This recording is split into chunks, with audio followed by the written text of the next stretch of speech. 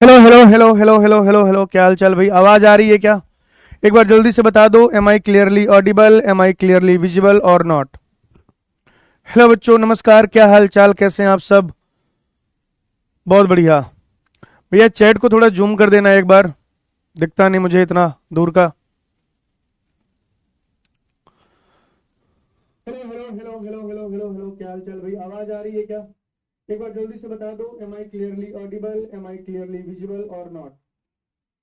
Hello बच्चों, नमस्कार, क्या हाल चाल, कैसे हैं आप सब? बहुत बढ़िया। Good afternoon, good afternoon, good afternoon. दिखता नहीं मुझे इतना। बहुत सारे लोग आ गए भाई, अचानक से ना। पहले कोई नहीं दिख रहा था, मैंने शुरुआत में देखा भाई, 1 मिनट कोई दिख ही नहीं रहा था, कोई भी नहीं दिख रहा था भाई। और फिर अचानक से इतने सारे लोग आ गए। Good afternoon, good afternoon, good afternoon. खुश तो आज बहुत हो गए तुम। अचानक से ना, पहले कोई नहीं दिख रहा था, हैं? आज लाइव हो गई। भाई 1 मिनट कोई दिख ही नहीं रहा था, कोई भी नहीं दिख रहा था भाई। और फिर अचानक से इतने सारे लोग आ गए। खुश तो आज बहुत हो गए तुम, हैं? आज लाइव कह रहे सर, हम तो तैयार बैठे थे लाइव के लिए। यकीन 1.0 से सर, नहीं डेली कैसे आ पाएंगे भाई? डेली पॉसिबल नहीं है भाई।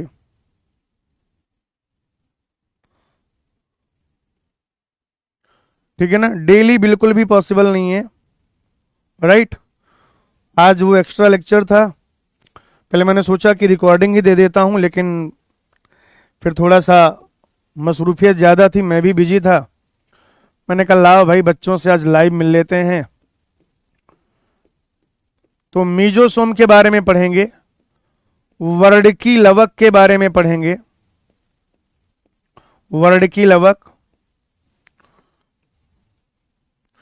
मीजोसोम और वर्ड की लवक पढ़ेंगे भाई। मीजोसोम और वर्ड की लवक। उसके बाद हम लोग पढ़ेंगे कसाब, रोम तथा झालर, कसाब, रोम तथा झालर। फिर उसके बाद हम लोग पढ़ेंगे राइबोसोम तथा अंतर्विष्ट काय, राइबोसोम तथा अंतर्विष्ट काय,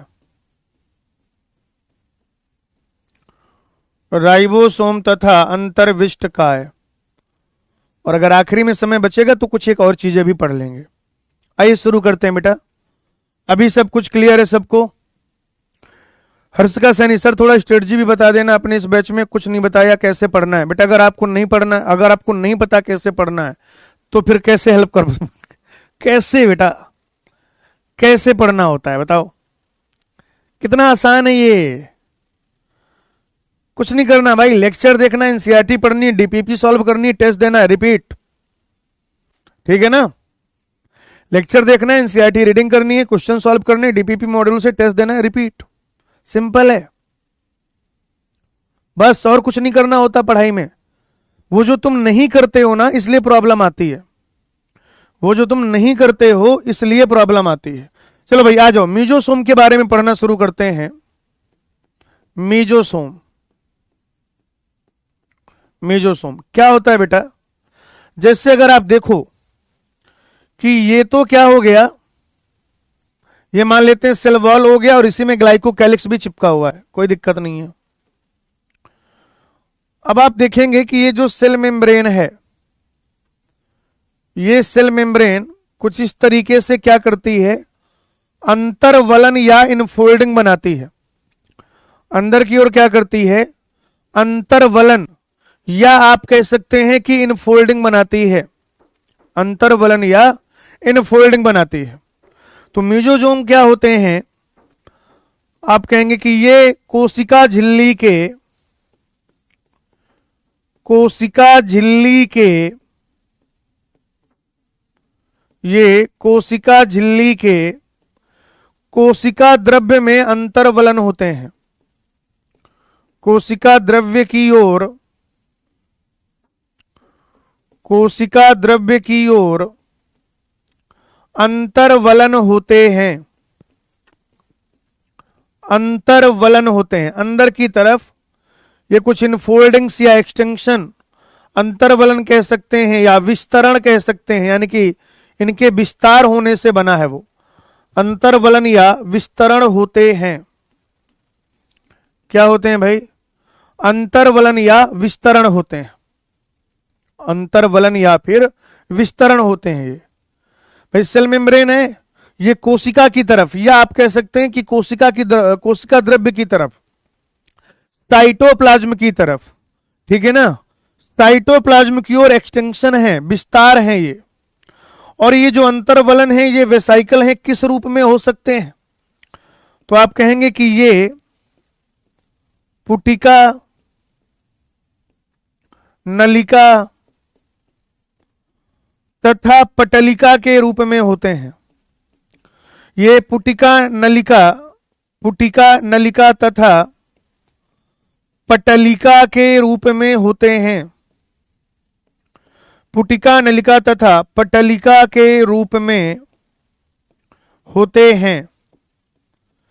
यानी ये पुटिका के रूप में पाए जा सकते हैं, वेसाइकल के फॉर्म में पाए जा सकते हैं, छोटी छोटी पुटिकाएं हो सकती हैं, ठीक है ना। यहां पे जब आप देखेंगे तो छोटी छोटी पुटिकाएं हो सकती हैं, या फिर ऐसा इलोंगेटेड ट्यूब लाइक नलिकाकार स्ट्रक्चर हो सकता है, या ऐसे परत के जैसा हो सकता है। तो ये पुटिका के रूप में हो सकती हैं, नलिका के रूप में हो सकती हैं, या पटलिका के रूप में हो सकती हैं। अगर आप इनके कार्य की बात करें, कार्य, तो एक तो क्या हो जाएगा? कोशिका भित्ति का निर्माण। क्या हो जाएगा भाई? कोशिका भित्ति निर्माण, कोशिका भित्ति निर्माण। दूसरा हो जाएगा डीएनए का प्रतिकृतियन, यानी कि डीएनए का रेप्लिकेशन, डीएनए का प्रतिकृतियन, डीएनए का प्रतिकृतियन एवं संतति कोशिका में वितरण, संतति कोशिका में वितरण, संतति कोशिका में वितरण, यानी डीएनए के रेप्लिकेशन में हेल्प करेगा। और फिर जब यहां पर विभाजन हो रहा होगा, जब यहां पर डिवीजन हो रहा होगा, ठीक है ना, जब यहां पर विभाजन हो रहा होगा, या आप कह सकते हैं कि जब यहां पर डिवीजन हो रहा होगा, तो उस विभाजन के समय, उस डिवीजन के समय क्या होगा बच्चों? आप यह देखेंगे कि ये डीएनए का रेप्लिकेशन कराता है, और फिर वो जो संतति कोशिकाएं बन रही हैं, वो जो डॉटर सेल बन रही हैं, वहां पे उनका डिस्ट्रीब्यूशन कराता है। वहां क्या कराता है? उनका डिस्ट्रीब्यूशन कराता है। इसके अलावा ये जो श्रवण है, श्रवण यानी कि सिक्रीशन में भी सहायक है। कोई पदार्थ जो बैक्टीरिया के अंदर है उससे बाहर आना चाह रहा है, तो ये पदार्थों के श्रवण यानी कि सिक्रीशन में भी सहायक है। साथ ही साथ ये श्वसन अर्थात रेस्पिरेशन में सहायक, श्वसन अर्थात रेस्पिरेशन में सहायक है। और ये क्या करता है? पृष्ठ क्षेत्रफल बढ़ा देता है, यानी कि सरफेस एरिया बढ़ा देता है भाई। ये पृष्ठ क्षेत्रफल को बढ़ा देता है। उससे क्या हो जाएगा? फिर एंजाइम की मात्रा भी बढ़ जाएगी, मेम्ब्रेन का जो एंजाइमेटिक कंटेंट है वो बढ़ जाएगा। जब क्षेत्रफल बढ़ जाएगा तो आप क्या देखेंगे कि एंजाइम की मात्रा बढ़ जाएगी। जैसे मान लो भाई ये क्या है? मेम्ब्रेन है, ऐसे समझो, ये यहां पे ऐसे ऐसे ये मेम्ब्रेन है, तो अभी यहां पे एंजाइम रह सकता है, यहां पे रह सकता है, यहां पे रह सकता है, यहां पे रह सकता है। लेकिन जब आप देखें कि ये ऐसे एक्सटेंशन कुछ बने हुए हैं, तो अभी देखिए मेम्ब्रेन ऐसे जा रही है, ऐसे जा रही है, ऐसे, इस तरीके से, इस तरीके से। यानी अब यहां पे भी एंजाइम रह सकता है, यहां पे भी रह सकता है, यहां पे भी, यहां यहां यहां यहां पर भी, यहां पर भी, यहां पर भी, यहां यहां यहां यहां। तो चूंकि ये सरफेस एरिया बढ़ा देते हैं, पृष्ठ क्षेत्रफल बढ़ा देते हैं, और जब ये पृष्ठ क्षेत्रफल बढ़ा देते हैं, सरफेस एरिया बढ़ा देते हैं, तो मेम्ब्रेन जो है मेम्ब्रेन, क्योंकि ये क्या है, मेम्ब्रेन के ही तो विस्तारण है, मेम्ब्रेन के ही तो एक्सटेंशन है। तो जब ये क्या करेंगे, जब पृष्ठ क्षेत्रफल बढ़ जाएगा तो आप एंजाइम देखेंगे कि एंजाइम की मात्रा भी बढ़ जाएगी। और ये यूकैरियोट में पाए जाने वाले माइटोकॉन्ड्रिया के जैसा होता है, याद रखिएगा। यूकैरियोट में पाए जाने वाले माइटोकॉन्ड्रिया के जैसा। M for mesosome, M for mitochondria, बोलो भाई, M for mesosome, M for mitochondria. तो मीजोसोम जो होता है वो माइटोकॉन्ड्रिया के जैसा होता है, क्योंकि माइटोकॉन्ड्रिया भी यूकैरियोटिक सेल में क्या करता है, श्वसन में सहायता करता है। बोलो बेटा, माइटोकॉन्ड्रिया क्या करता है, श्वसन में सहायता करता है। ठीक उसी प्रकार से जो मीजोसोम है, मीजोसोम, वो भी क्या करता है, श्वसन में सहायता करता है, याद रखिएगा। क्लियर है यहां तक? बोलो भाई, कोई डाउट हो तो जल्दी से पूछ लो,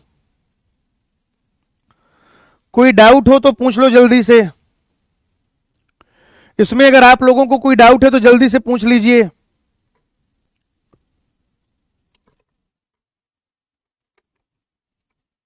बोलो, आगे बढ़ें, आगे बढ़ा जाए।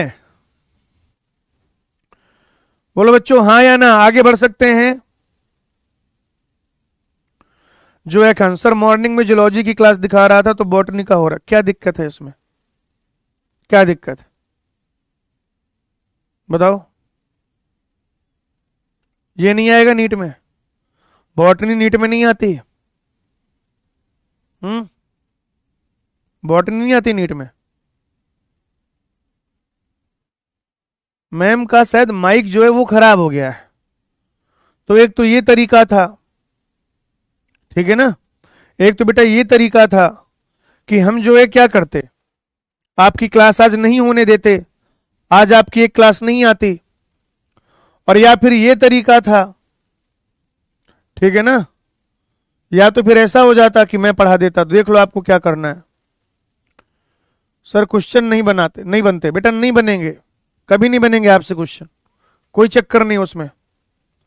पहले पढ़ो कुछ दिन, एनसीईआरटी पढ़ना सीखो, तब बनेंगे भाई क्वेश्चन, ऐसे थोड़ी बन जाएंगे। उसके लिए दिमाग चाहिए होता है।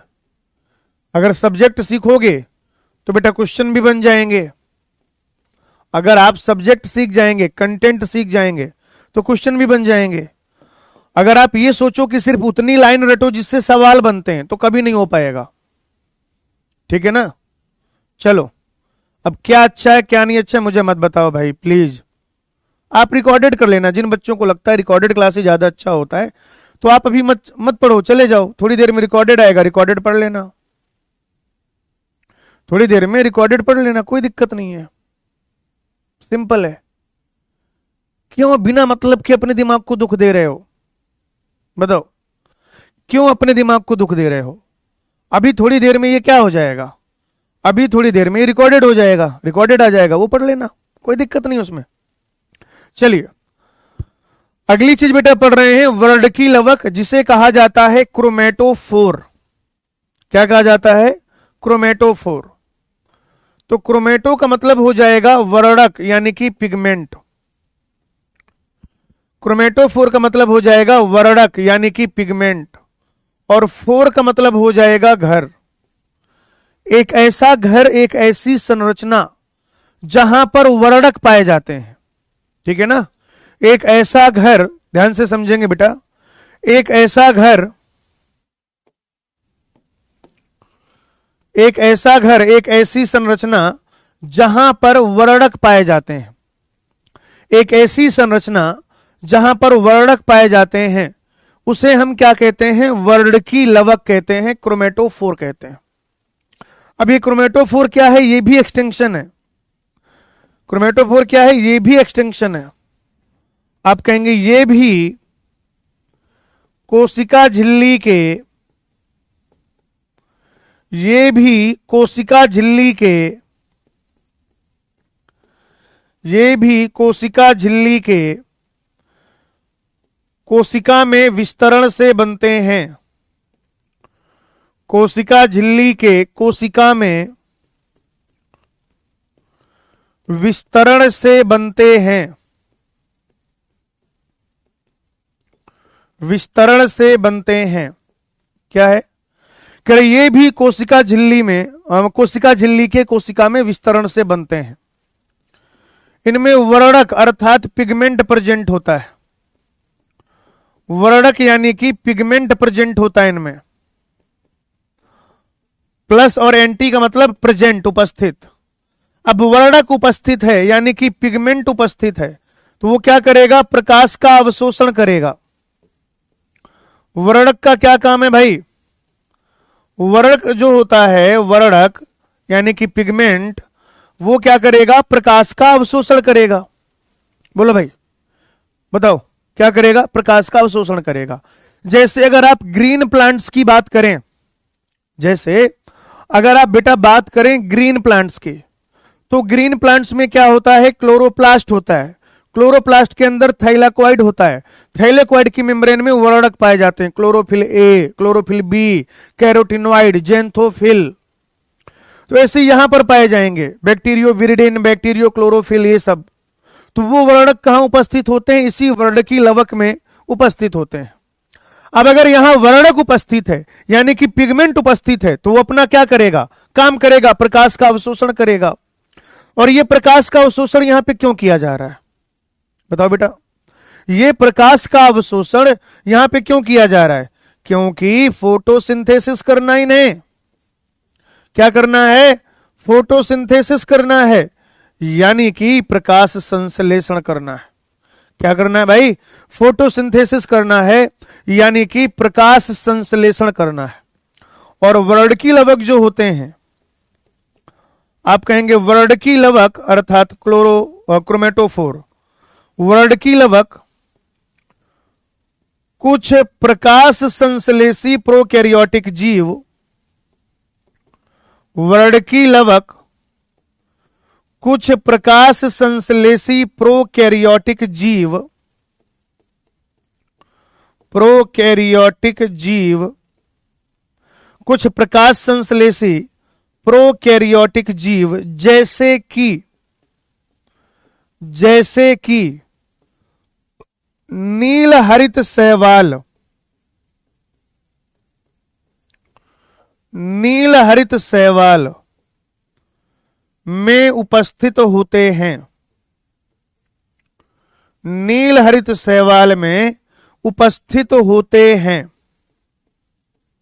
ठीक है भाई?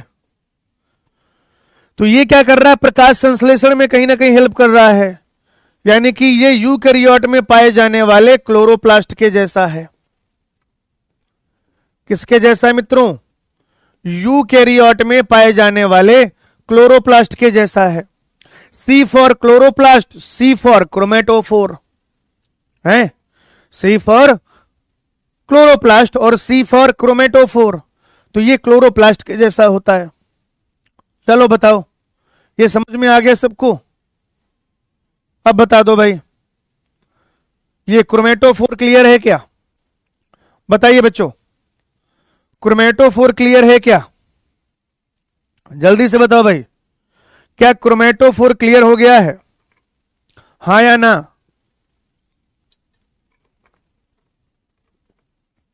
आगे बढ़ा जाए?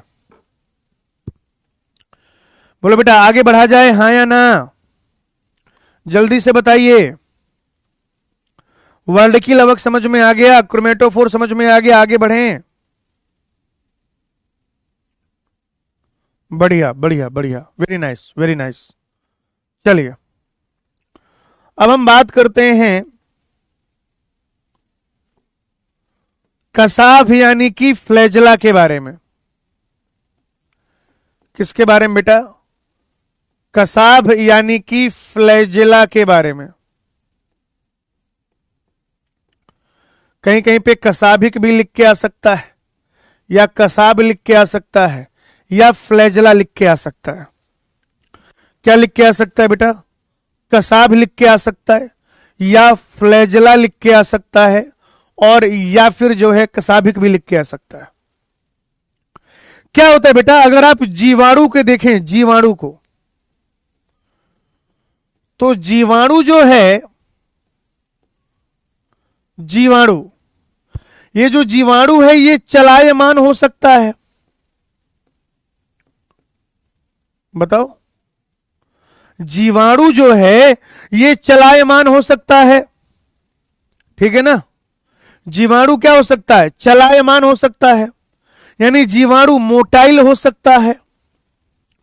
बैक्टीरिया जो है वो मोटाइल हो सकता है, और या फिर बैक्टीरिया जो है अचलायमान यानी कि नॉन मोटाइल भी हो सकता है।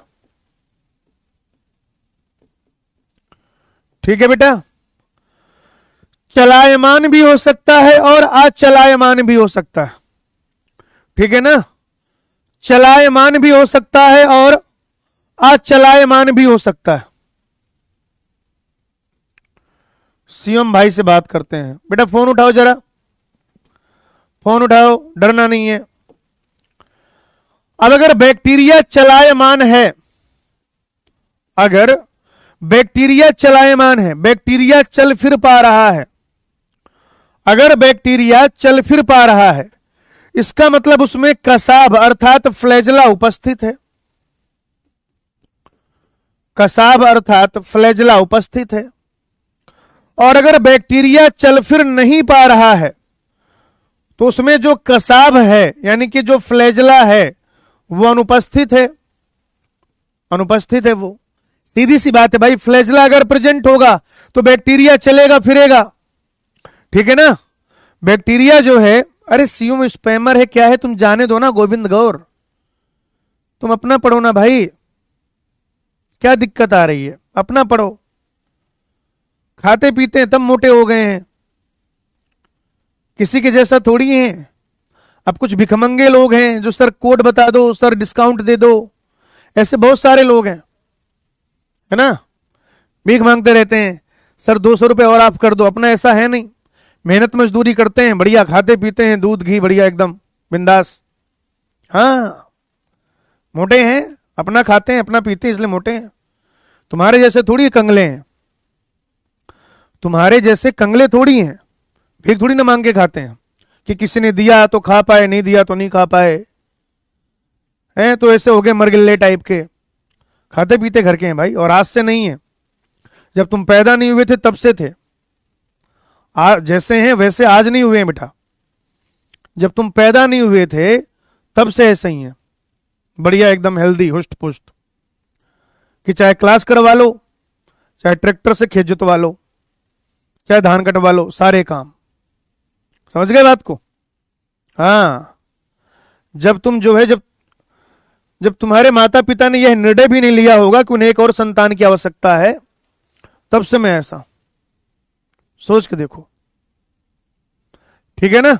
चलिए, मैं आपको सिर्फ इतना बता रहा था, हम लोग पढ़ाई करेंगे, अब सुअर हैं आ जाते हैं कहीं से भी। मैं आपको सिर्फ ये बता रहा था, आप उन पे ध्यान मत दीजिए, मुझे कोई दिक्कत नहीं होती है, आप उन पे ध्यान मत दीजिए, कौन स्पैमर है नहीं है ना। अब यार एक क्लास मिली है लाइव, पढ़ा लेने दो भाई, एक क्लास लाइव मिली है, पढ़ा लेने दो। रिकॉर्डेड में तो वैसे भी तुम्हारी औकात नहीं कुछ बोल पाने की, पढ़ा रहे हैं, पढ़ लो, नहीं तो जाओ, ठीक है। सुनो, जीवाणु जो है बैक्टीरिया, अगर उसमें फ्लैजला प्रेजेंट रहेगा तभी तो वो चल फिर पाएगा फ्लैजला की सहायता से। तो अगर फ्लैजला प्रेजेंट है, अगर फ्लैजला प्रेजेंट है तो वो चलायमान होगा, मोटाइल होगा। और अगर जीवाणु में, बैक्टीरिया में कसाव यानी कि फ्लैजला जो है वो एब्सेंट है, तो ये कैसा होगा? चलायमान होगा। और एनसीईआरटी ये भी कहती है कि ये जो फ्लैजला है, फ्लैजला की संख्या और अरेंजमेंट वो अलग अलग होता है भाई। फ्लैजला की जो संख्या है और फ्लैजला की जो व्यवस्था है बैक्टीरिया में, वो भाई जी अलग अलग है, अलग अलग। कहीं कहीं पर आप कोई ऐसा बैक्टीरिया देखेंगे जहां पर फ्लैजला है ही नहीं, कुछ आप ऐसे भी बैक्टीरिया देखेंगे जहां पर फ्लैजला है ही नहीं, कुछ आप ऐसा देखेंगे जहां पर एक ही फ्लैजला है। कभी कभी आप देखेंगे कि एक एक फ्लैजला दोनों पोल पर प्रेजेंट है, कभी आप देखेंगे कि पूरी सरफेस पे ऐसे फ्लैजला प्रेजेंट, पूरी सरफेस पे। कभी आप देखेंगे कि एक सरफेस पे ऐसा ग्रुप ऑफ फ्लैजला प्रेजेंट। कभी किसी किसी बैक्टीरिया में दिखेगा कि ऐसे बहुत सारा फ्लैजला जो है वो दोनों पोल पर प्रेजेंट, इस तरीके से। तो फ्लैजला की जो संख्या है और बैक्टीरिया में किस तरीके से फ्लैजलेशन है, फ्लैजला किस तरीके से प्रेजेंट है, वो अलग अलग होता है। एनसीईआरटी ने आपको पढ़ाया है, मैंने बता दिया कि ये जो है क्या है बेटा, फ्लैजला की व्यवस्था है। फ्लैजला जो होता है, जीवाणु में जो फ्लैजला है वो कोशिका भित्ति का विस्तार है। आप एनसीईआरटी पढ़ेंगे आपको मिल जाएगा। सेल वॉल का एक्सटेंशन है भाई, सतह पर पाया जाता है, सतह पर उपस्थित है। फ्लैजला जो है कहां पर उपस्थित है, सतह पर। और ये क्या है, कोशिका भित्ति का विस्तार है। किसका विस्तार है, कोशिका भित्ति का विस्तार है, सेल वॉल का एक्सटेंशन है। किसमें सहायता करता है, तो आप कहेंगे गमन यानी कि लोकोमोशन में सहायक है। जैसे आप अपने पैर की सहायता से चलते हो, जैसे आप लोकोमोशन करते हो अपने पैर की सहायता से, तो फ्लैजला जो होता है बैक्टीरिया की हेल्प करता है। फ्लैजला जो होता है वो किसकी हेल्प करता है, बैक्टीरिया की हेल्प करता है गमन में। बैक्टीरिया यानी जीवाणु का जो फ्लैजला है वो फ्लैजेलिन प्रोटीन का बना होता है। किसका बना होता है, फ्लैजेलिन प्रोटीन का बना होता है। ये जो फ्लैजला है ये बेटा फ्लैजेलिन प्रोटीन का बना होता है, फ्लैजेलिन प्रोटीन का, फ्लैजेलिन प्रोटीन का। और आप देखेंगे कि इसके 3 भाग होते हैं, 3 भाग होते हैं, 3 भाग होते हैं भाई। और वो 3 भाग कौन कौन से वो भी आप देख लो। एक होता है आधारीय शरीर, एक क्या होता है, आधारीय शरीर। और ये जो आधारीय शरीर है इसे कहा जाएगा बेसल बॉडी। आधारीय शरीर को कह दिया जाएगा बेसल बॉडी। दूसरा होता है अंकुश, अंकुश, अंकुश का मतलब इंग्लिश में हो जाएगा हुक। और तीसरा होता है तंतु यानी कि फिलामेंट। तंतु इंग्लिश में कह दिया जाएगा इसको फिलामेंट। तो बैक्टीरियल फ्लैजला के 3 भाग हैं, आधारीय शरीर है यानी कि बेसल बॉडी, अंकुश है यानी कि हुक, ठीक है ना, और क्या हो जाएगा तंतु यानी कि फिलामेंट।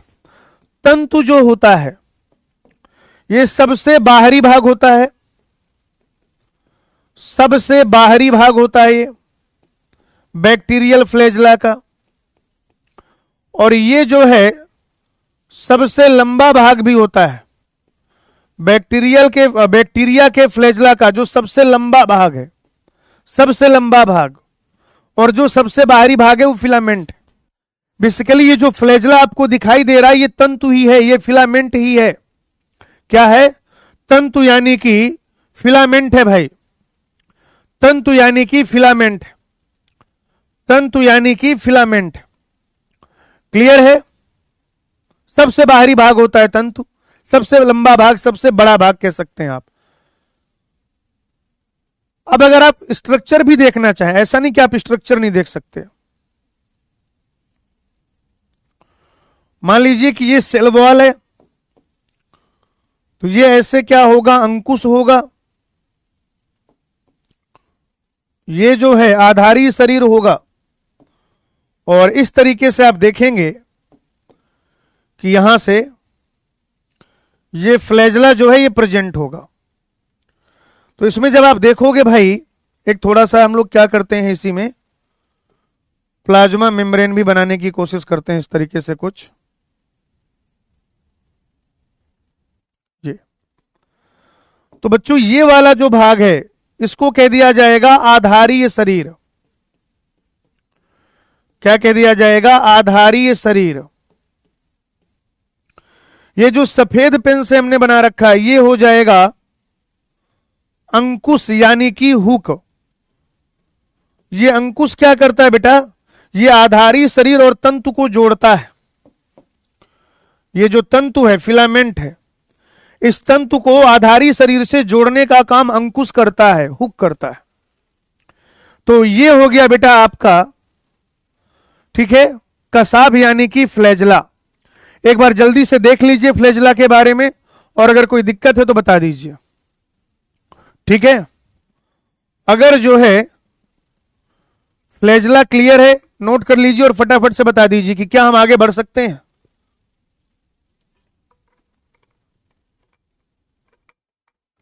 बोलो भाई, फटाफट से बताओ।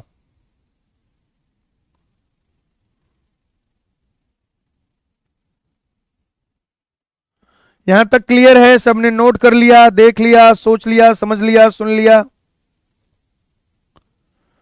कुल मिला के मैं ये पूछना चाहता हूं कि क्या हम आगे बढ़ सकते हैं?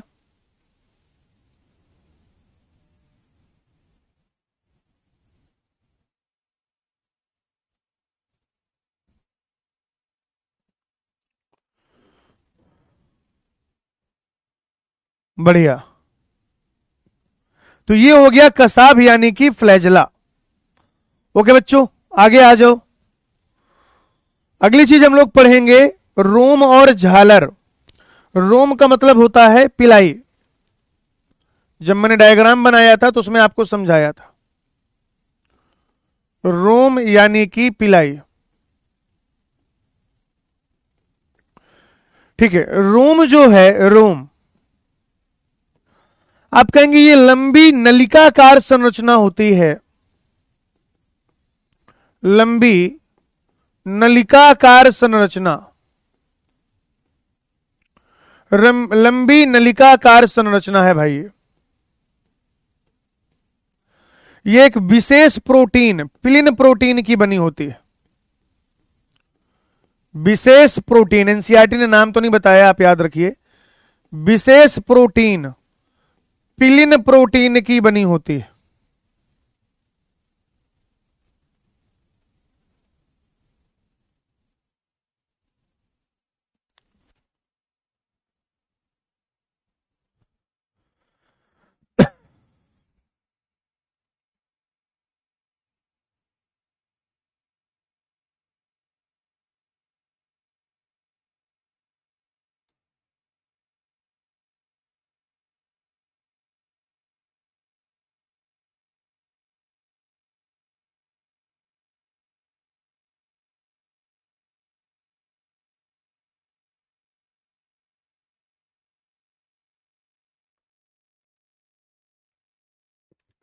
इसको शुरू करते हैं बेटा। पता नहीं कैसे हो गया, ये होता तो नहीं है।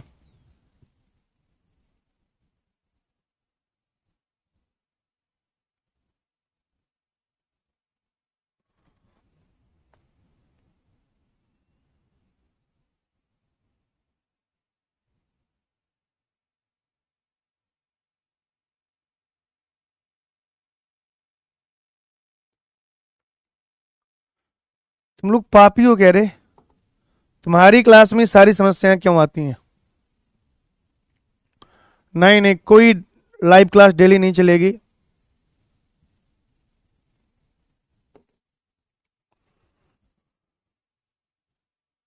सही चल रहा है भाई सब, कोई दिक्कत वाली बात नहीं है।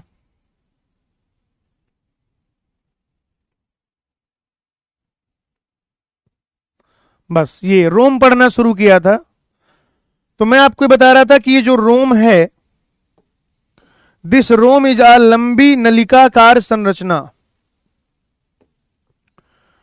दिस रोम इज लंबी नलिकाकार संरचना।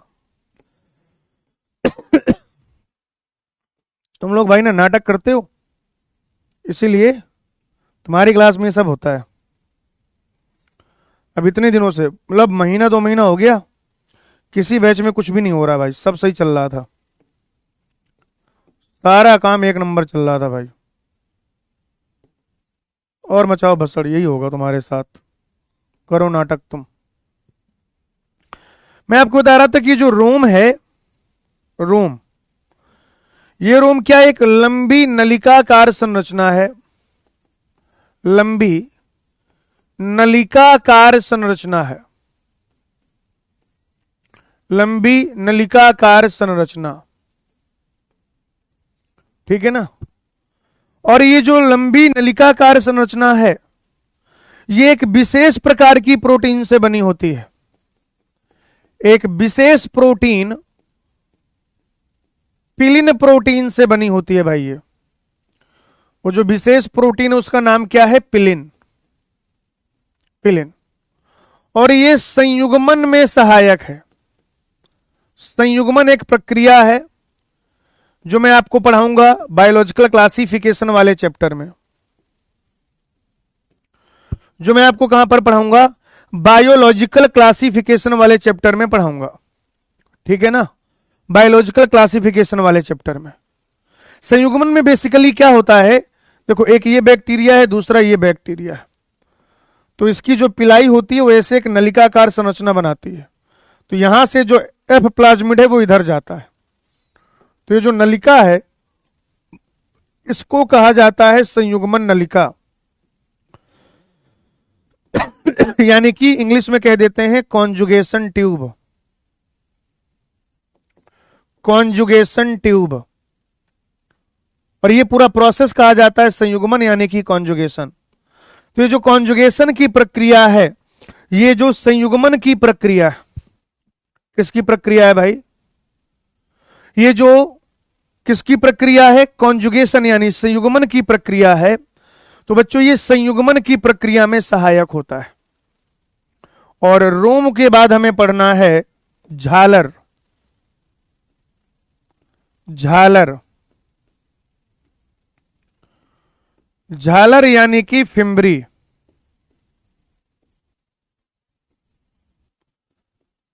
झालर यानी कि फिम्बरी, ठीक है ना। झालर अर्थात फिम्बरी।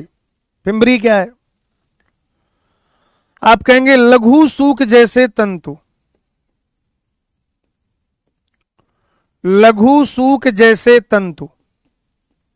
अरे आपने देखा होगा, ऐसे समझो मैं बताऊं, जब अंकुरण होता है, जैसे चने मैंने बुसरा शहजाद संयुग्मन क्या है बेटा, सुन तो लिया करो, बताया तो है कि बायोलॉजिकल क्लासिफिकेशन में पढ़ाएंगे, बायोलॉजिकल क्लासिफिकेशन में पढ़ाएंगे, बताया तो है। क्यों घबराने लगते हो, इतना डरे हुए क्यों हो, तुम्हें क्यों किसी पर भरोसा नहीं है, तुम्हें खुद के ऊपर भरोसा क्यों नहीं है। मैं सारे बच्चों की बात कर रहा हूं, क्यों नहीं है तुम्हें खुद के ऊपर भरोसा, भरोसा रखो, ठीक है। जैसे आप क्या करते हो, चने वगैरह भिगो देते हो, तो बेटा जब चने वगैरह भिगो देते हो तो उसमें क्या देखने को मिलता है कि ऐसे थोड़े थोड़े से अंकुरण बाहर आते हैं, अंकुरण। तो वैसे ही बैक्टीरिया के फ्लैजेला, मतलब बैक्टीरिया में जब आप देखेंगे, जैसे मान लो बैक्टीरिया है, अब इससे से बहुत सारे ऐसे छोटे छोटे से तंतु, ये कुछ ऐसे आते हैं भाई, ये ऐसे। फ्लैजेला तो बहुत बड़ा होता है, ऐसे ये फ्लैजेला है, और ये थोड़ा सा जो है ये पिलाई है। लेकिन ये जो छोटे, इन तीनों में सबसे छोटा जो होता है वो मतलब झालर ही होता है, फिम्बरी। तो ऐसे बहुत सारे छोटे छोटे से होते हैं, बहुत सारे छोटे छोटे से जो है ये क्या होते हैं, तंतु होते हैं, जो कोशिका के बाहर प्रवर्धित होते हैं, यानी कि कोशिका के बाहर, जीवाणु कोशिका के बाहर प्रवर्धित होते हैं, जीवाणु कोशिका के बाहर, जीवाणु कोशिका के बाहर प्रवर्धित होते हैं। यानी कि जीवाणु की जो कोशिका है, बैक्टीरिया की जो सेल है, उसके बाहर निकले हुए होते हैं भाई ये, ठीक है ना। जीवाणु कोशिका के जीवाणु कोशिका के बाहर निकले होते हैं, देख सकते हो आप। और ये चिपकने में सहायता करते हैं, है ना, चिपकने में सहायक होते हैं ये। किसमें सहायक है भाई, चिपकने में। इन्हें कहां पे चिपकना है, हो सकता है कि इन्हें जो पोषक ऊतक है, होस्ट टिश्यू, जैसे आपके इंटेस्टाइन से इनको चिपकना है, पोषण ऊतक जो है या पोषक ऊतक एक ही बात है, या जो चट्टान वगैरह है, चट्टान वगैरह, ये चट्टान से चिपक रहे हैं। किससे चिपक रहे हैं भाई, चट्टान से।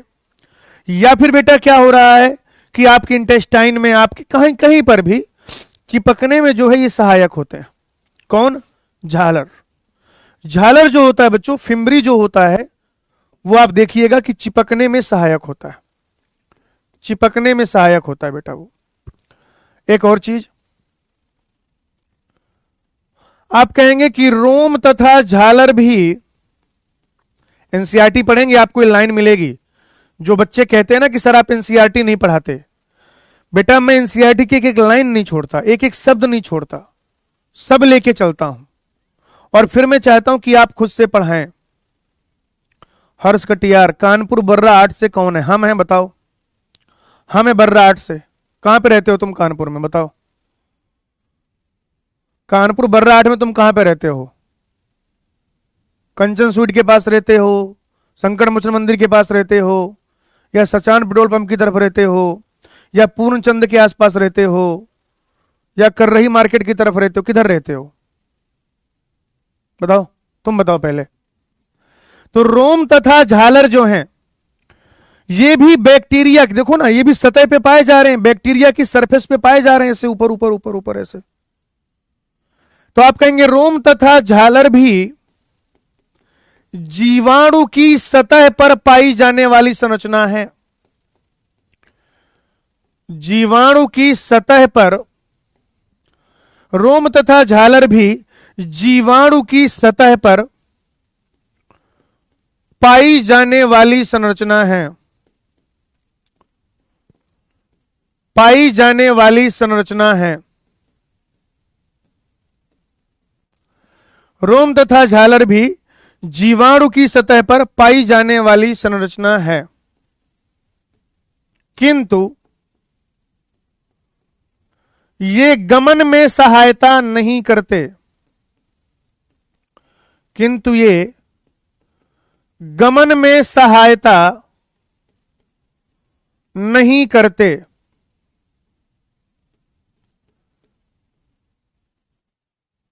किंतु ये गमन में सहायता नहीं करते, चलने फिरने में, लोकोमोशन में ये सहायता नहीं करते। ठीक है ना? ये जो है गमन में सहायता नहीं करते, चलने फिरने में सहायता नहीं करते।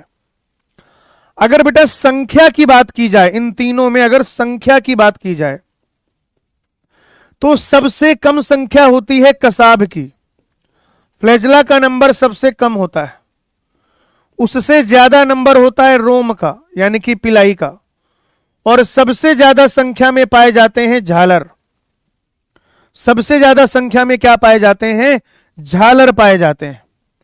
लेकिन अगर आप आकार की बात करें, अगर आप साइज की बात करें, अगर आप आकार यानी कि साइज की बात करें, तो सबसे बड़े आकार का होता है कसाब यानी कि फ्लैजला।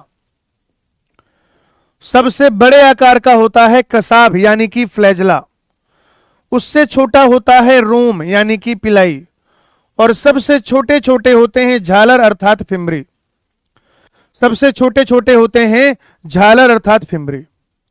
तो ये फ्लैजला, इधर देखिए जरा, ये फ्लैजला और फिर रोम और झालर। रोम और झालर देखो भाई जल्दी से, क्या रोम और झालर क्लियर है आपको?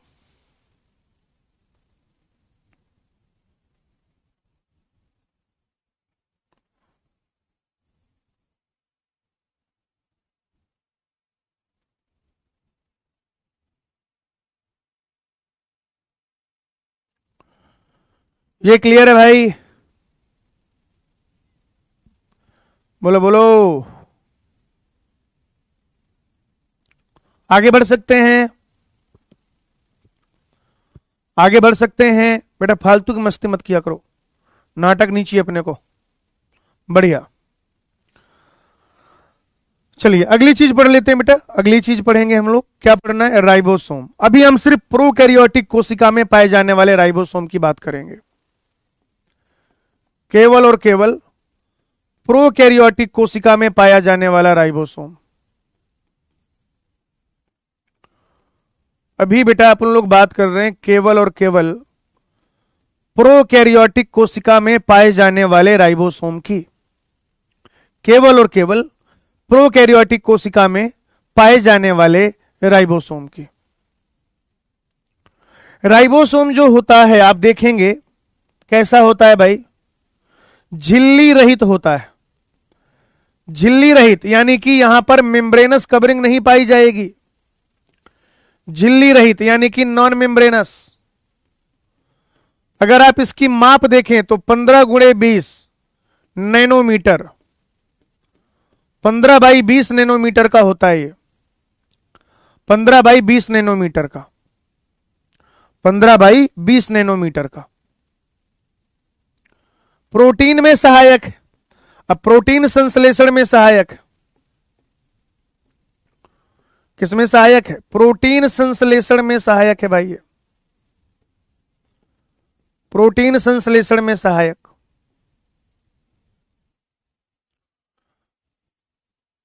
प्रोटीन संश्लेषण में सहायक। अगर आप इसको देखें तो ये जो प्रोकैरियोटिक राइबोसोम होता है ये होता है बेटा 70S राइबोसोम। ये क्या है? 70S राइबोसोम है। और ये इस 70S राइबोसोम की छोटी उप इकाई है। आप कोई भी राइबोसोम देखेंगे उसकी दो उप इकाइयां होती हैं, एक होता है छोटी उप इकाई और एक होता है बड़ी उप इकाई। क्या बेटा?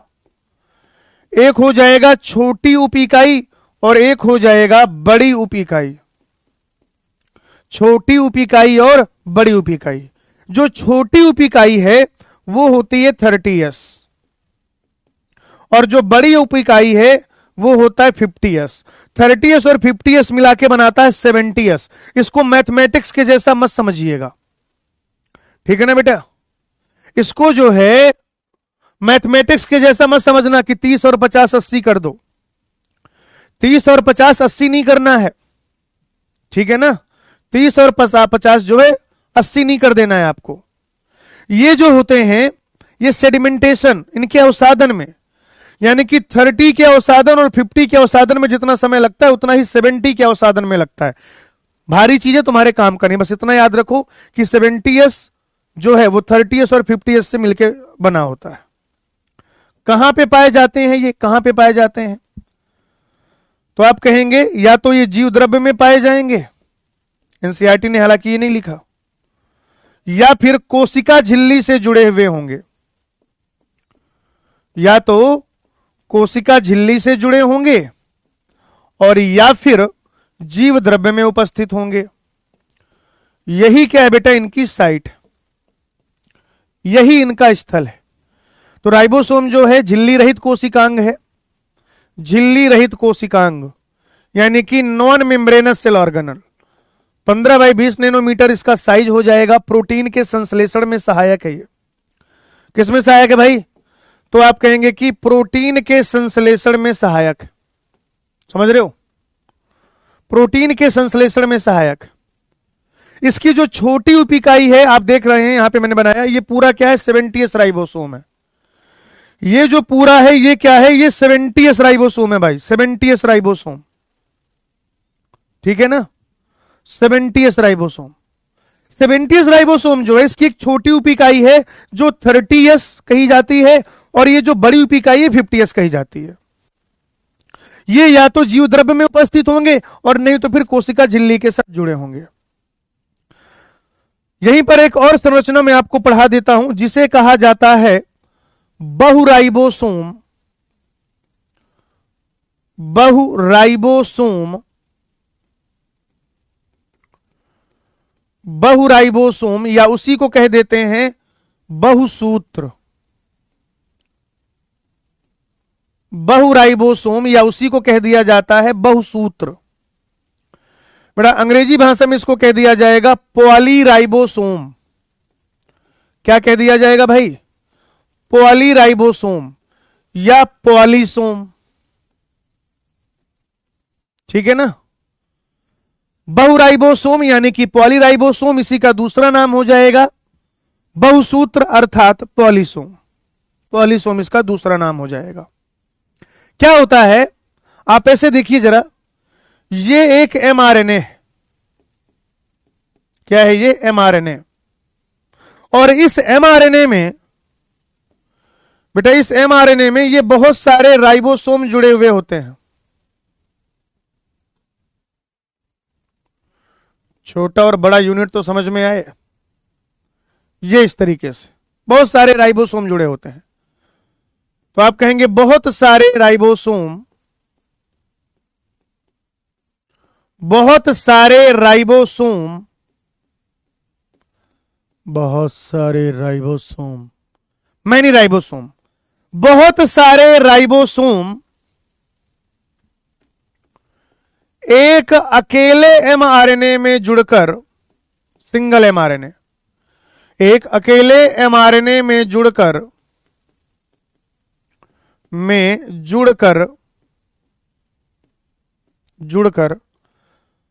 पॉलीराइबोसोम बनाते हैं, पॉलीराइबोसोम बनाते हैं। और ये पॉलीराइबोसोम काम क्या करता है? आपको एमआरएनए से प्रोटीन बनानी है। एमआरएनए से क्या बनानी है? प्रोटीन। तो बेटा जब आपको एमआरएनए से प्रोटीन बनानी होती है, इस महान काम में सहायता करता है पॉलीराइबोसोम। याद रखिएगा, आपको एमआरएनए से प्रोटीन बनानी है। कुल मिलाकर आपको क्या करना है? प्रोटीन का संश्लेषण करना है। क्या करना है? आपको प्रोटीन का संश्लेषण करना है, आपको अनुवाद यानी कि ट्रांसलेशन कराना है। क्या कराना है भाई? ट्रांसलेशन कराना है। तो जब भी आपको ट्रांसलेशन कराना होता है, ट्रांसलेशन की प्रक्रिया में हेल्प करता है पॉलीराइबोसोम। कौन हेल्प करता है? पॉलीराइबोसोम। तो ये हो गया आपका राइबोसोम, ये हो गया पॉलीराइबोसोम। अब यहीं पर मैं आपको पढ़ाऊंगा अंतर्विष्टकाय। इनको आप अंतर्विष्टकाय कह सकते हैं या फिर अंतर्विष्ट पिंड कह सकते हैं। इंग्लिश में कहा जाता है इनक्लूजन बॉडी।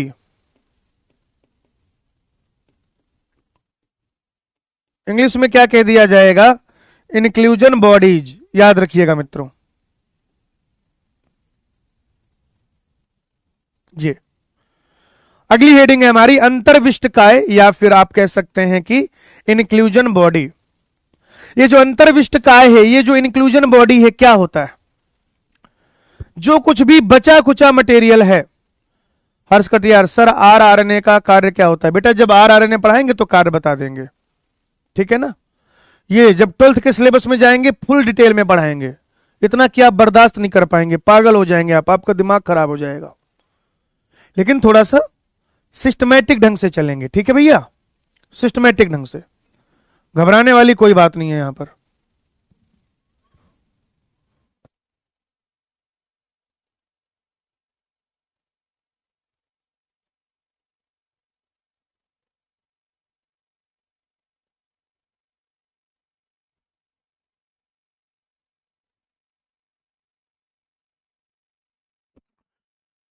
तो हम बात कर रहे थे अंतर्विष्टकाय यानी कि इंक्लूजन बॉडी से।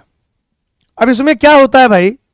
जो कुछ भी बचा खुचा पदार्थ है, बचा हुआ पदार्थ, वो अंतर्विष्टकाय के रूप में होता है, ठीक है ना।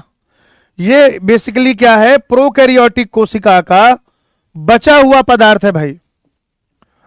प्रोकैरियोटिक कोशिका में जो बचा हुआ पदार्थ है, प्रोकैरियोटिक कोशिका में जो बचा हुआ पदार्थ है, और ये झिल्ली रहित तो होता है, यानी ये भी कैसा होता है? Non membranes.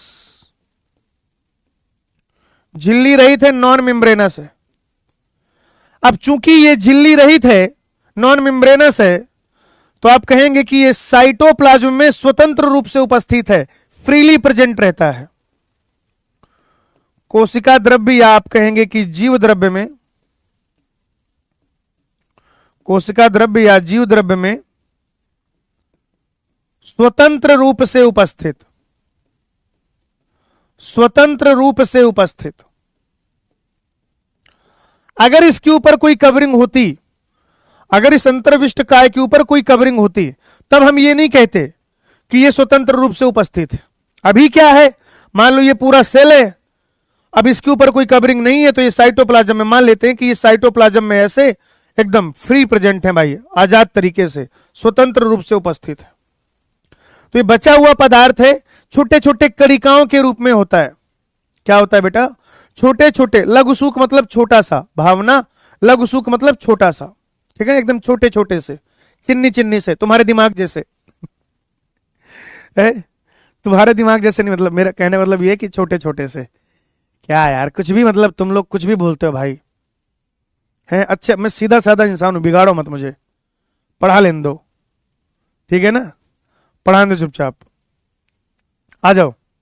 तो बचा कुचा पदार्थ है, छोटे छोटे कणिकाएं होती हैं, छोटे छोटे कण होते हैं, उनके रूप में यहां पर ये व्यवस्थित रहता है, और एकदम झिल्ली रहित है, कोई झिल्ली पाई नहीं जा रही ऊपर, तो फ्रीली पाया जाता है, ये स्वतंत्र रूप से पाया जाता है। जैसे अगर आप उदाहरण की बात करें, पता चला थोड़ा सा फॉस्फेट इकट्ठा हो गया, तो क्या कह दिया, फॉस्फेट कणिकाएं, ठीक है भाई, थोड़ा सा क्या इकट्ठा हो गया, ऐसे फॉस्फेट इकट्ठा हो गया, फॉस्फेट के छोटे छोटे से कण हो गए, ठीक है ना, फॉस्फेट के क्या हो गए, छोटे छोटे से कण हो गए सर हमारी हाइट के जैसे छोटे छोटे, हाँ जी जी जी जी जी, बिल्कुल सही कह रही हैं आप, बिल्कुल सही कह रही हैं, ठीक है ना, फॉस्फेट कणिकाएं, क्लियर भैया। या अगर ग्लाइकोजन इकट्ठा हो गया है,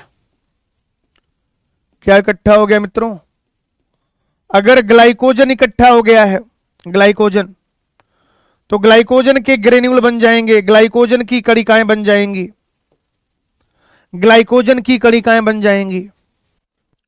या फिर क्या हो जाएगा, साइनोफाइसी अर्थात नील हरित शैवाल जो होते हैं, विष्णु सर की बकरी, love you sir, love you too बकरी, लेकिन बकरी तुम तो 1.0 बैच के, यहां क्या चल रही हो तुम,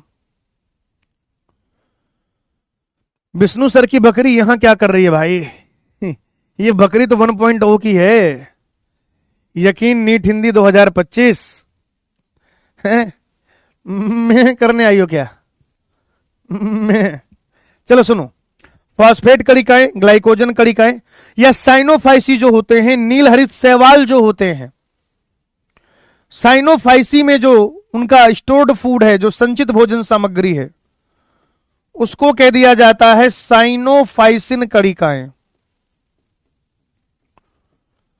साइनोफाइसिन कणिकाएं, क्या बेटा, साइनोफाइसिन कणिकाएं, ठीक है। तो ये फॉस्फेट ग्रेन्यूल हो सकता है, या फिर ये ग्लाइकोजन ग्रेन्यूल हो सकता है, और या फिर ये साइनोफाइसिन ग्रेन्यूल हो सकता है। क्या हो सकता है भाई, नवरात्रि, बकरी बच के रहो, बकरी बकरा मुर्गी मुर्गा बच के रहो, अभी नवरात्रि खत्म हो गई है, अब लोग एकदम टूट पड़ेंगे, हाँ, ले रोस्टेड ले ग्रेवी, क्योंकि नवरात्रि में बहुत लोग एकदम कंट्रोल्ड रहते हैं, नवरात्रि से पहले, ठीक है ना, नवरात्रि से पहले वो पितृपक्ष चल रहा होता है, तो एक लंबा समय हो जाता है, महीने 1.5 महीने का, कि इंसान जो नॉनवेज खाना पसंद करते हैं वो नॉनवेज नहीं खाते, तो इस समय एकदम मुर्गा मुर्गी डरे, एकदम डर का माहौल रहता है। अजय कुशवाहा, झांसी से कौन है, यही पता कर लो, क्यों रिश्ता भेजोगे क्या इनके यहां, झांसी से कौन है, हैं? झांसी से कौन है, इनको बता दो, झांसी से कौन है, क्या करने आते हो रे तुम, झांसी से कौन है, तुम झांसी से हो, तुम कहां से हो झांसी से, तुम पहले अपना बताओ।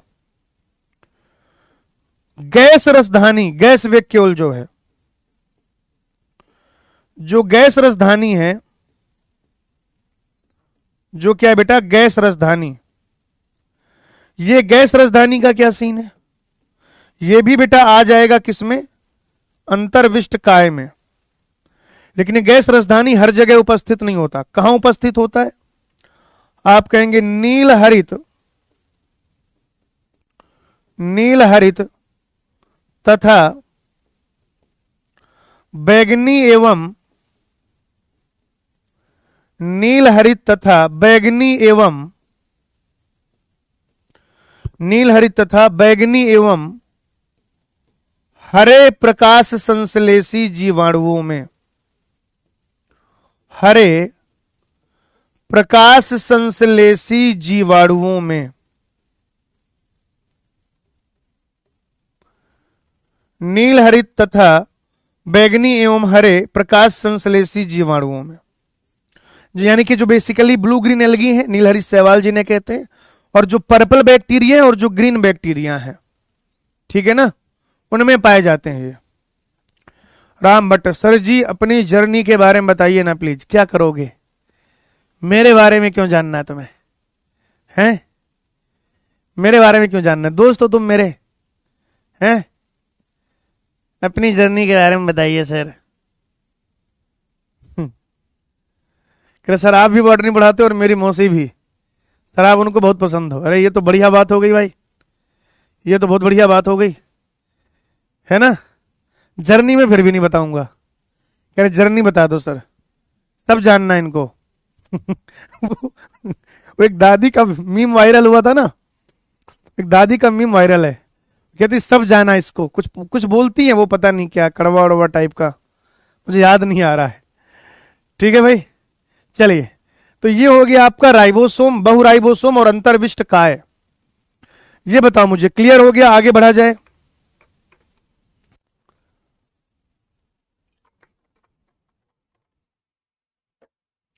बताओ भाई, ये तीनों चीजें क्लियर हैं क्या? हमेशा याद रखना, किस्मत से, मौके किस्मत से जरूर मिलते हैं, लेकिन कामयाबी किस्मत से नहीं मिलती, वो तो मेहनत से ही मिलती है। अरे बाप रे, अरे मोरी मैया, कितने ज्ञानी लोग हैं इस बैच में, वाह रे बकरी। हैं? कह रहे किस्मत से जो है मौके मिल सकते हैं, सफलता नहीं मिल सकती। और उसके जब तुझे ये पता है, उसके बाद तू ये कर रहा है बैच में, बकरी बकरा जो भी है, तुझे मालूम सब है, उसके बाद बैच में तू ये कर रहा आके, हैं? पढ़ने के बजाय तू ये नाटक कर रहा है बैच में। वाह, सबको पता है टोबैको कॉजेज कैंसर, फिर भी भाई साहब तंबाकू देना, चैनी खैनी देना करते हैं लोग, वैसे ही यही है। चलिए भैया आगे बढ़ा जाए, बताइए, आगे बढ़े, आगे बढ़े भाई। चलिए, तो ये अंतर्विष्ट काय क्या है? जो कुछ भी बचा खुचा पदार्थ है, रिजर्व मटेरियल है, वो अंतर्विष्ट काय के रूप में होता है, कोई मेम्ब्रेनस कवरिंग नहीं होती। अरे प्रोकैरियोटिक सेल में वैसे भी कोई झिल्ली आबद्ध कोशिकांग नहीं पाया जाता, कोई झिल्ली आबद्ध कोशिकांग वैसे भी नहीं पाया जाता प्रोकैरियोट में, ठीक है ना। तो ये क्या हो जाएंगे? जीव द्रव्य में पाए जाएंगे, कोशिका द्रव्य में पाए जाएंगे स्वतंत्र रूप से। जैसे फॉस्फेट इकट्ठा हो गया तो क्या कह देंगे? फॉस्फेट कणिकाएं। ग्लाइकोजन इकट्ठा हो गया तो ग्लाइकोजन कणिकाएं। साइनोफाइसिन इकट्ठा हो गया तो साइनोफाइसिन कणिकाएं, साइनोफाइसिन।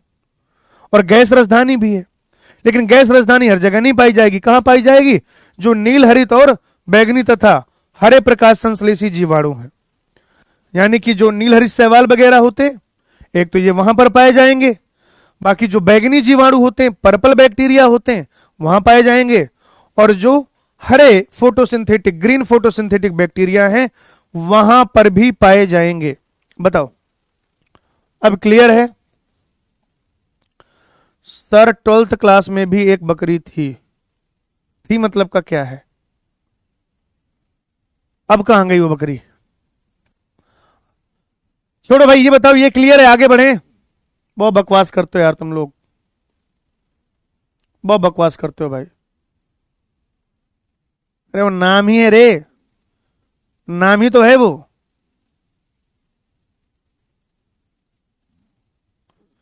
अरे बताओ, आगे बढ़े।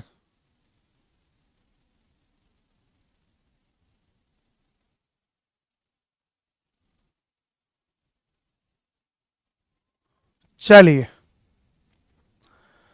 अब यूकैरियोटिक कोशिका पढ़ेंगे, और यूकैरियोटिक कोशिका पढ़ने से पहले पादप कोशिका और जंतु कोशिका के अंतर देखेंगे। थोड़ा सा क्या किया जाए? पादप कोशिका यानी कि प्लांट सेल, और जंतु कोशिका यानी कि एनिमल सेल। पादप कोशिका यानी कि प्लांट सेल, और जंतु कोशिका यानी कि एनिमल सेल। इनके बेटा प्रकार देखते हैं अपन, सॉरी अंतर देखते हैं, प्रकार नहीं, माफ कीजिएगा। पादप कोशिका और जंतु कोशिका में अंतर। है जी। प्लांट सेल और एनिमल सेल में अंतर, डिफरेंस पढ़ेंगे बेटा। क्या पढ़ेंगे? डिफरेंस पढ़ेंगे। बात नंबर 1, पादप कोशिकाएं नॉर्मली जो होती हैं वो स्वपोषी होती हैं। स्वपोषी होती हैं, अपना फूड खुद से बनाती हैं, जबकि जंतु या जंतु कोशिका जो होती है वो परपोषी होती है। जंतु या जंतु कोशिका की अगर आप बात करें तो ये परपोषी होते हैं, जबकि पादप या पादप कोशिकाएं जो हैं, पादप या पादप कोशिकाएं जो हैं वो स्वपोषी होते हैं। पादप कोशिका में कोशिका भित्ति और लवक उपस्थित होता है। कोशिका भित्ति तथा लवक, कोशिका भित्ति व लवक उपस्थित होता है। जबकि जब आप जंतु कोशिका की बात करेंगे तो बच्चों जंतु कोशिका में कोशिका भित्ति, जंतु कोशिका में कोशिका भित्ति व लवक अनुपस्थित होते हैं। क्या होते हैं भाई? अनुपस्थित होते हैं। कोशिका भित्ति और लवक पादप कोशिका में उपस्थित होते हैं, जबकि ये जंतु कोशिका में क्या होते हैं? हर्ष कटियार पूछ रहे हैं सर मैं आई गो टू टॉयलेट। नहीं, जहां बैठे हो वहीं कर लो, वहीं कर लो भाई, तुम वहीं पूरा छीछल इधर फैला लो। हर्ष कटियार वहीं पूरा का पूरा छीछल इधर फैला लो, वहीं कर लो बेटा जहां बैठे हो, ठीक है ना। सर मैं आई गो टू टॉयलेट, बिना मतलब के कॉमेडी काटनी है इनको, बिना मतलब के कॉमेडी काटनी है। दूसरा शहजाद कह रहे हैं कि सर आपके पास कितनी वॉच है, मुझे भी एक दे दीजिए। बेटा सिलेक्ट होके आना, विक्ट्री सेलिब्रेशन में मिलना, मैं उस समय जो भी वॉच पहने रहूंगा आपको दे दूंगा, जो भी वॉच पहने रहूंगा। बढ़िया ही होगी ऑब्वियसली, सर ने अभी बोल दिया है, और वो 200 रुपये वाली मेले में जो मिलती है वो वही पहन के पहुंच जाएंगे। नहीं ऐसा नहीं है भाई, जो भी वॉच उस दिन पहने रहेंगे आप ले लेना, ठीक है, प्रॉमिस, बस आप सेलेक्ट हो जाओ। तो कह रहा है स्वपोषी का मतलब जो अपना पोषण, अपना भोजन खुद से बना पाए, ठीक है ना। जो अपना भोजन खुद से बना पाए वो स्वपोषी, और जो अपने भोजन के लिए किसी और पर निर्भर हो, किसी और पर डिपेंडेंट हो, वो परपोषी, ठीक है ना, परपोषी। पादप कोशिका में सेल वॉल, कोशिका भित्ति और प्लास्टिड यानी कि लवक प्रेजेंट होते हैं, यहां जंतु कोशिका में नहीं पाए जाते। अगर आप पादप कोशिका की बात करें तो एक बड़ी सी रसधानी पाई जाती है, केंद्रीय रसधानी उपस्थित होती है भाई। पादप कोशिका की जब आप बात करेंगे तो एक केंद्रीय रसधानी उपस्थित होती है, जबकि जंतु कोशिका में आप देखते हैं वो केंद्रीय रसधानी अनुपस्थित होती है। केंद्रीय रसधानी अनुपस्थित होती है, ठीक है ना। केंद्रीय राजधानी उपस्थित है कहां पर? पादप कोशिका में। केंद्रीय राजधानी अनुपस्थित है कहां पर? जंतु कोशिका में। तारक काय जो होते हैं, तारक काय, प्रायः तारक काय अनुपस्थित होते हैं। जब आप पादप कोशिका की बात करेंगे तो प्रायः जो तारक काय यानी कि सेंट्रियोल होता है वो यहां नहीं पाया जाता है, अनुपस्थित होता है भाई, अनुपस्थित होता है। आप कहेंगे कि प्रायः तारक काय अनुपस्थित होते हैं एक पादप कोशिका में, ठीक है ना। एक पाद कह रहा I want golden chain, golden chain दे देंगे बेटा, गोल्ड की चैन नहीं दे पाएंगे, इतना पैसा नहीं है हमारे पास। राज भैया कह रहे हैं वी वांट गोल्डन चैन, बिल्कुल आपको एक गोल्डन चैन दे दी जाएगी, लेकिन ये जो गोल्ड की चैन आपको दिख रही है ये नहीं पहना पाएंगे, ये नहीं दे पाएंगे भाई।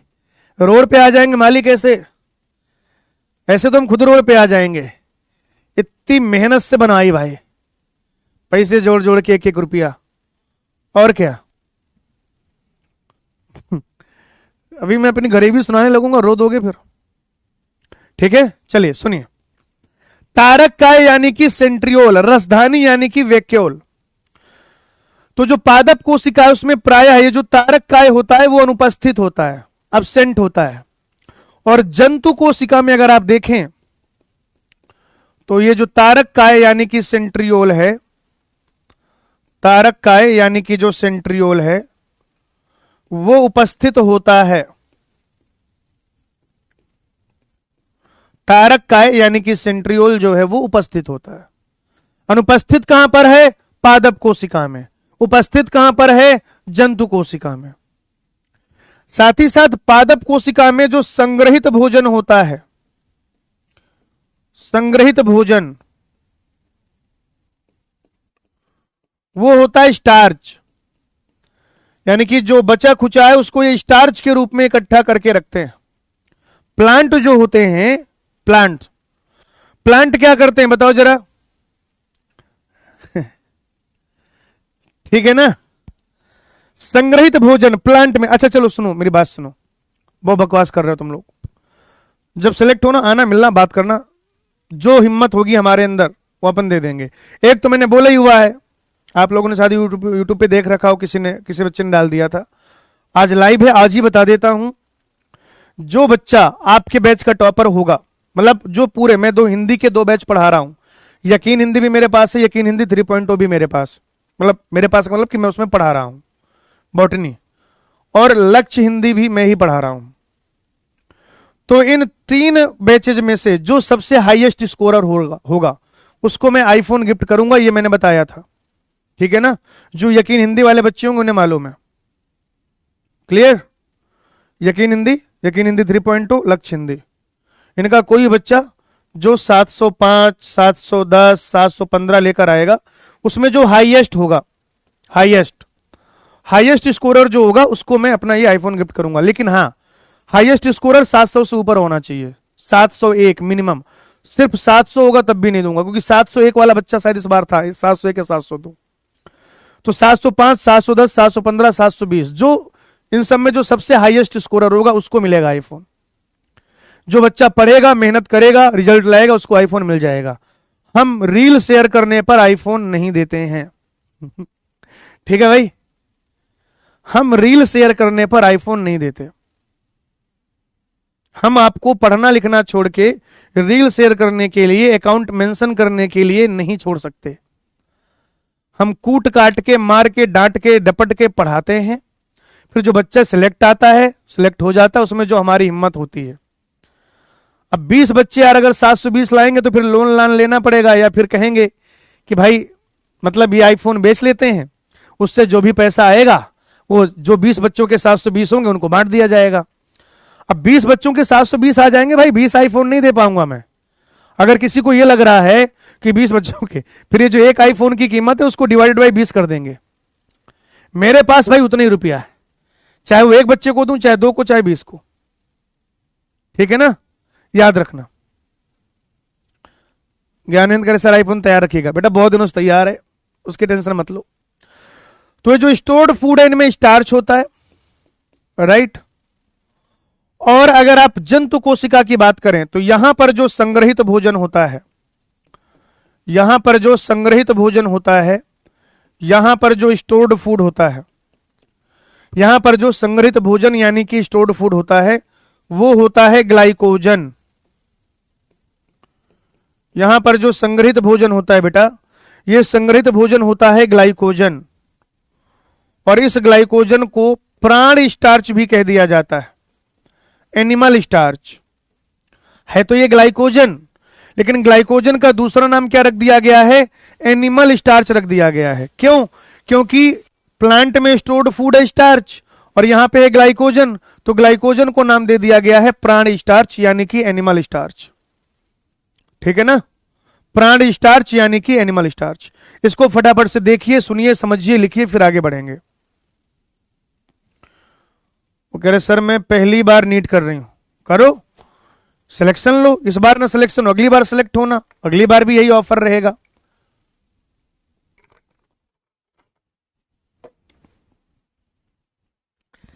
अरे यार अलग सर इतना पैसा तो देते ही हैं हम लोगों को कि कम से कम एक आईफोन हम गिफ्ट कर सके बच्चों को हर साल, और क्या। नहीं, लाइव क्लास डेली नहीं आएगा, आज एक्स्ट्रा क्लास थी। प्रियंका मैम के स्टूडियो में कुछ प्रॉब्लम थी, उनका माइक शायद खराब है, तो आपकी छुट्टी ना करनी पड़े, आपकी छुट्टी ना हो, आपका एक दिन उपयोग में आ जाए, ठीक है ना। आपका जो है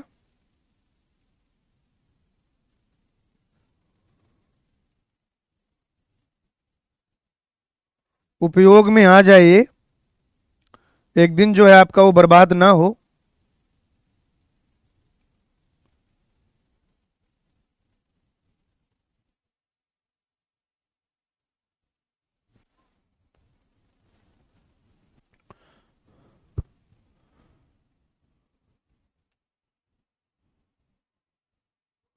क्यों नहीं मिले भाई, बहुत बार मिले हैं सर से। काहे नहीं मिले, बिल्कुल मिले हैं। हाँ, कभी कभी कर लेंगे। चलिए ये क्लियर है, आगे बढ़ा जाए। टेस्ट कब होगा कब नहीं होगा ये सब लिखा हुआ है, जब आप उसको देखेंगे आपका प्लानर जो है उसमें आपको सब मिल जाएगा, प्लानर में सब मिल जाएगा भाई।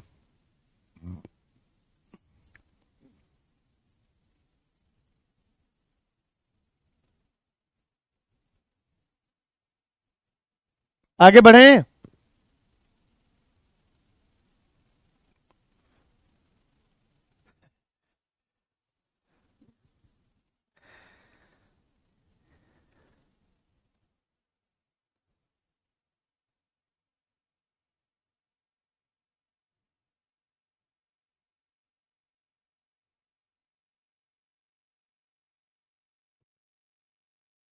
चलिए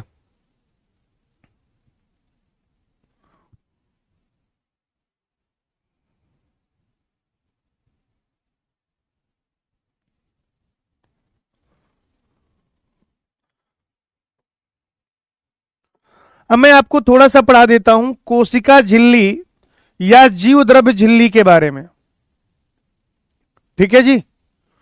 कोशिका झिल्ली, या छोड़ो कल पढ़ेंगे आज, क्योंकि कोशिका झिल्ली जो है ना आज पूरा हो नहीं पाएगा, कोशिका झिल्ली जो है वो आज पूरा हो नहीं पाएगा। सवाल कर लेते हैं, सवाल कर लेते हैं, सवाल कर लेते हैं, ठीक है ना। पोल करना भी तुम लोग को आ जाएगा। अपन क्या करते हैं बेटा, कुछ सवाल कर लेते हैं।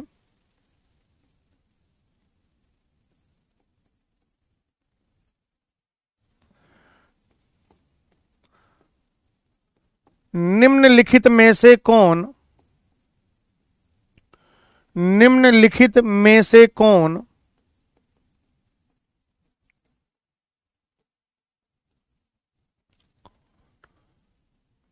जीवाणु के फ्लैजला का हिस्सा नहीं है, जीवाणु के फ्लैजला का हिस्सा नहीं है,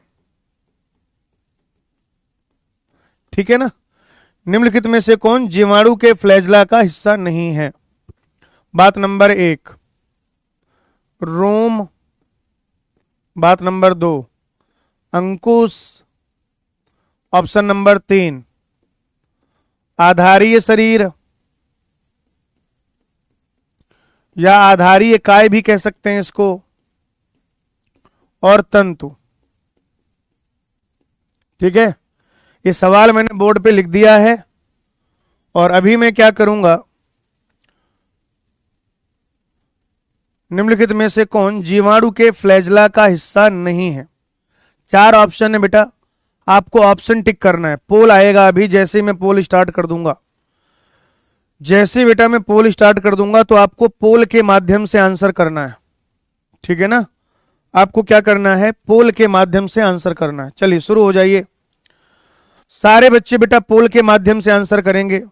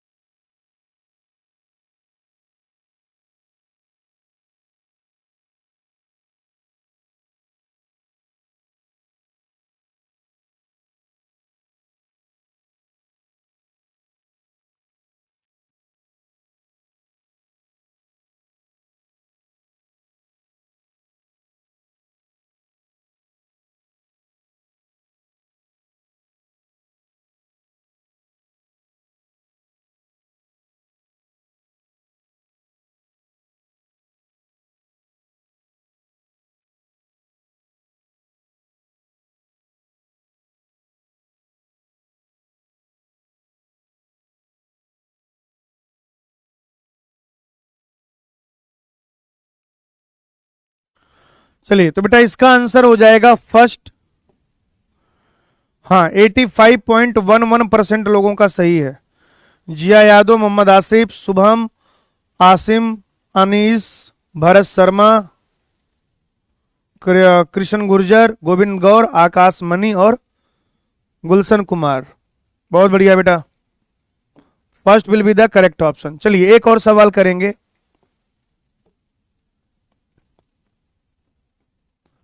एक और प्रश्न कर लेते हैं बेटा।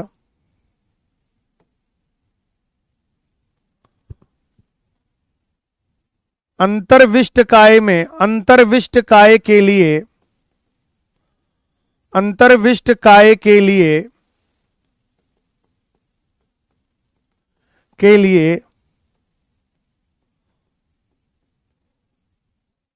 असत्य कथन चुनिए। ठीक है, अंतर्विष्ट काय के बारे में कौन सी बात सही नहीं है ये आपको चुनना है। आप कह सकते हैं कि फॉस्फेट कणिकाएं,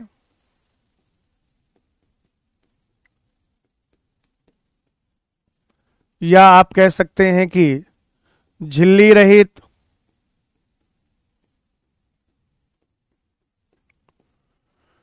या आप कह सकते हैं कि कोशिका द्रव्य में स्वतंत्र रूप से उपस्थित, कोशिका द्रव्य में स्वतंत्र रूप से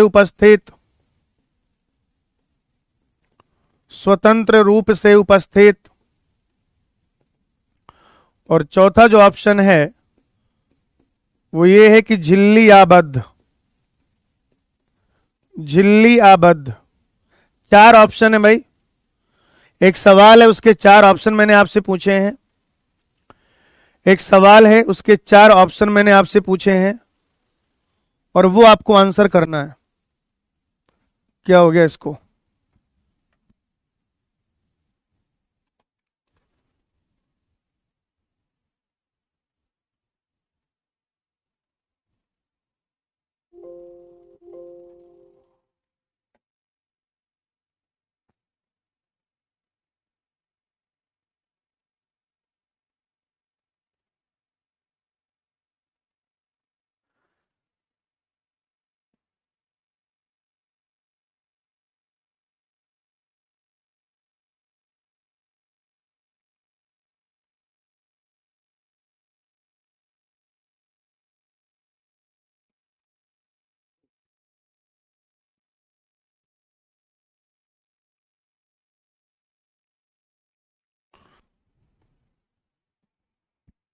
चलिए भाई, पोल शुरू हो चुका है। आपको इस पोल के माध्यम से बताना है।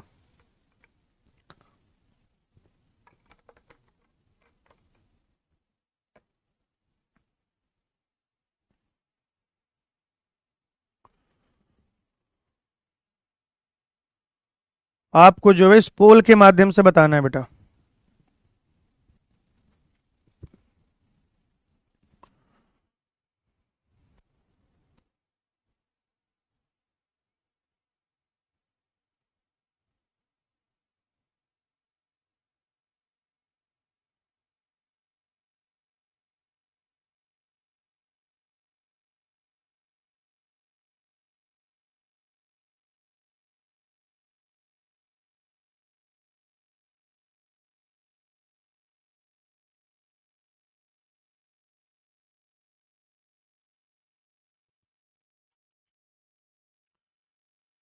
चलिए तो इसका जो सही आंसर है वो ये हो जाएगा कि झिल्ली आबद्ध, क्योंकि ये झिल्ली आबद्ध कोशिकांग नहीं होते हैं बेटा, है ना। असत्य पूछा है आपसे। फास्फेट कणिकाएं, हाँ वो अंतर्विष्टकाय होती हैं। झिल्ली रहित, हाँ बिल्कुल सही बात है, झिल्ली रहित होती हैं। क्या ये कोशिका द्रव्य में स्वतंत्र रूप से उपस्थित है? हाँ बिल्कुल ये स्वतंत्र रूप से उपस्थित है। क्या ये झिल्ली आबद्ध है? नहीं, ये झिल्ली आबद्ध नहीं है। तो जो सही आंसर है वो हो जाएगा फोर्थ। 84.62% लोगों का सही है भाई। 84.62, शायद ये तो पिछले से भी ज्यादा है। जिया यादव, मोहम्मद आसिफ, आदि कस्बे, विशाल कुमार, शुभम साक्या, सौरभ, आदर्श शर्मा, कृष्ण गुर्जर, सतीश राजौरिया और गुलशन कुमार। कुछ लोग नए जुड़े हैं इस लिस्ट में, कुछ पुराने लोग हैं। अगर फर्स्ट देखा जाए तो Jiya Yadav, second Mohammad Asif, third Shubham Shakya, fourth Krishna Gurjar, fifth Gulshan Kumar, छठवें नंबर पे अनिश पंडित, सातवें नंबर पे अनुज कुमार, आठवें पे गोविंद गौर, नौवें पे आदर्श शर्मा और 10वें पे हैं हर्ष द्विवेदी। ठीक है भाई, तो ऐसे आपने पोल के माध्यम से सवाल वगैरह भी कर लिए, मजा आया होगा आपको। मजा आना बहुत जरूरी है मित्रों, मजा नहीं आएगा तो फिर कैसे काम चलेगा। मैं आपको कुछ होमवर्क दे देता हूं। कहां गया मॉड्यूल, यकीन का मॉड्यूल कहां है भाई,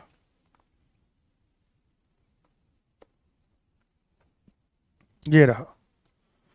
तो मैं आपको दे देता हूं थोड़ा सा होमवर्क।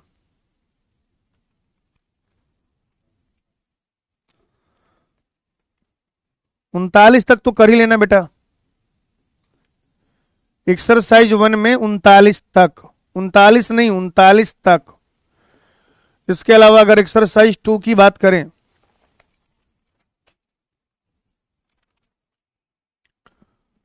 तो 1 2 3 4 5, 1 से 5 तक, और उसके बाद 1 से 5 तक के बाद